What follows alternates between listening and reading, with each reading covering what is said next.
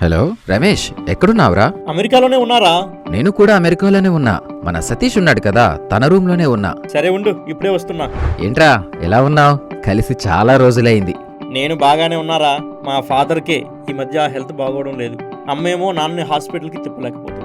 దాని గురించే నీతో మాట్లాడడానికి కాల్ చేద్దాం అనుకున్నా. అక్కడ ఎవరినైనా మనిషిని పెడతావేమోనని. నువ్వేమో చెప్పా పెట్టకుండా అమెరికా వచ్చేసావు. ఏం పర్లేదురా, నువ్వేం దిగులు పడకు.